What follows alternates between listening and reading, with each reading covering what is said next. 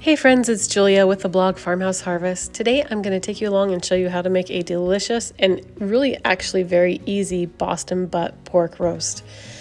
So the ingredients are a tablespoon of garlic powder, a tablespoon of onion powder, half a cup of brown sugar, a tablespoon of dried thyme, 2 teaspoons of ground black pepper, a tablespoon of salt, which I think I'll increase to a tablespoon and a half of salt next time, and a 6 to 8 pound Boston butt pork roast. You just mix these seasonings together and then rub it all over your Boston butt pork roast. It's really easier to do if you put it in a big bowl so that you don't make a mess. But get that rubbed all over on all sides of your Boston butt pork roast, and then cover that with plastic wrap and put it in the refrigerator for up to 1 to 3 days. I let mine go for 3 days this time and just marinate in those spices. Then the day that you're going to cook your Boston butt pork roast, you want to get it started early in the morning. So it's going to take about 12 hours to cook to fall apart tender. So if you're going to eat it at 6 o'clock at night, I suggest you get it in the oven by 6 o'clock in the morning. And what you do is that you get that on your roasting pan and you preheat your oven to 450 degrees.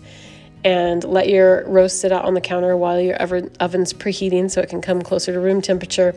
And you cook it at 450 degrees for about 30 minutes. And what that does is it sears the outside of the roast. Instead of searing it in a cast iron skillet on top of the stove, you're searing it in the oven. And that gives it a nice golden brown color and helps to seal in moisture. So after 30 minutes of it searing inside the oven, you will turn the temperature down at that point to 250 degrees. And it will roast at 250 degrees in the oven for about 6 hours till you get a nice bark on the outside, nice crust formed on the outside. And then what you do is you wrap it. Now you can use pink butcher paper, which is really nice because it lets the steam out, or you can use aluminum foil. I'm just using what I have today, so I'm using aluminum foil. If you use aluminum foil, you'll have to seal the edges together and make it nice and big to fit around this roast, and you'll want to double wrap it. And that's what I'm doing here. I am going to put this Boston butt roast in my aluminum foil and wrap it up really good, and then I'm going to wrap it a second time with another layer of aluminum foil so that I make sure that I keep all the moisture in there, and cook it in the oven at 250 degrees again for another 6 hours. The Boston butt pork roast is actually full of a lot of connective tissues and tendons, and so you cook it slow and low so that those connective tissues break down and become more gelatinous and kind of melt into the meat. And so you don't have any big chunks of fat or sinew when you open it up and cut into it. It's just a nice, tender, fall apart meat. We are having this Boston butt roast for dinner on Sunday night, and I am just unwrapping the aluminum foil. You have to be careful, it's super hot, and you'll want to let it rest for at least 20 minutes with this size of a roast before you cut into it. But be really careful when you remove it. With aluminum foil, you will have a little bit of moisture on the bottom. If you use pink butcher paper, you won't have that.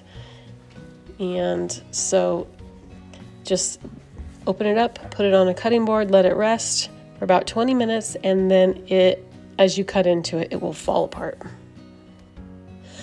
I'm just going to give you a few shots of what the finished Boston butt roast looks like on all sides, and then I will show you how I am serving this today. I'm actually not even going to cut it with a knife.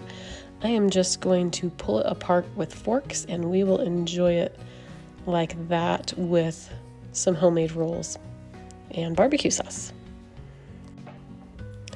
Now, I could have definitely waited a little bit longer and let my roast rest a little bit longer, but I wanted to get this done for you and get this on the table for the family. So I am opening it up while it's still hot. and you can see the steam coming off of it. But you can see how this Boston butt roast just falls apart. You can cut into it and cut against the grain, or you can pull it apart with 2 forks like I'm doing here and use it as pulled pork. Either way, it works great, and either way, it's delicious. The seasonings from the marinade make this Boston butt pork roast perfect with or without barbecue sauce. It is not needed, because the outside crust of the Boston butt pork roast flavors the rest of the meat. But it's delicious either way. Hope you enjoy this recipe. If you haven't subscribed yet, please do, and we'll see you next time.